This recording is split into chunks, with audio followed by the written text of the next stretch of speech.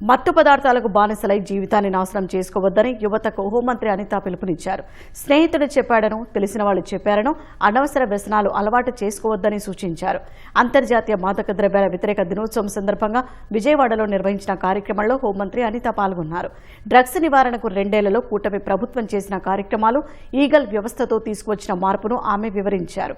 గంజాయి తీసుకోవడంతో పాటు రవాణా చేసిన కఠినమైన శిక్షలు పడతాయనే విషయాన్ని గుర్తుంచుకోవాలన్నారు.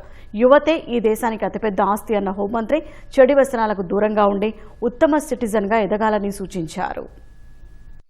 Prevention is better than cure. ఈ రోజు గాంజాకి అలవాటు పడిన తర్వాత ఏం చేయాలి అనే దానికన్నా గాంజాలకి డ్రగ్స్ కి అలవాటు పడకుండా యువతిని ఎలా కాపాడుకోవాలనే ఉద్దేశంతో ఈరోజు సెంట్రల్ గవర్నమెంట్, స్టేట్ గవర్నమెంట్ అనేకమైన ప్రోగ్రాములు తీసుకుంటుంది. దగ్గర 13 సంవత్సరాల నుంచి 18 సంవత్సరాల మధ్యలో ఉన్న వాళ్ళు స్టార్ట్ చేయడానికి చాలా ఉత్సుకత చూపించే పరిస్థితులు కనిపిస్తున్నాయి. అలవాటు ఎలా వచ్చింది అంటే త్రూ ఫ్రెండ్స్ ద్వారా వచ్చింది. ఎంతో తెలుసా? 60 to 70% పక్కనున్న ఫ్రెండ్ ఇన్స్టిట్యూట్ చేయడం వల్ల, పక్కనున్న ఫ్రెండ్ ఇలా చేస్తే బాగుంటుంది ఒక్కసారి చూడు అని చెప్పడం వల్ల అలవాటైన వాళ్ళు 60 నుంచి 70% మంది ఉన్నారు. నెక్స్ట్ జనరేషన్కి మీరు కింగ్స్, క్వీన్స్.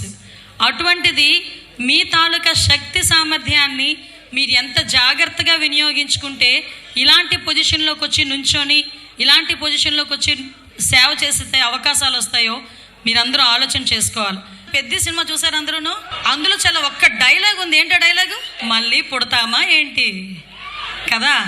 ఆ మళ్ళీ పుట్టని జీవితానికి గాంజా అలవాటు చేసుకొని ఊరోళ్ళందరూ తిడతా ఉంటే ఎక్కడ పడిపోతామో, ఎవడొచ్చి తీసుకెళ్తాడో తెలియక, ఏ పోలీసు వచ్చి అరెస్ట్ చేస్తాడో తెలియక, ఏ జైల్లో పెడితే ఏమి తినాలో అర్థం కాక, ఇంటికి వెళ్తే అమ్మా నాన్నలు ఏదో తంతారేమో భయపడి, ఉద్యోగాలు వస్తాయో అదో తెలియక ఇలాంటి జీవితం గడపడం అవసరమా?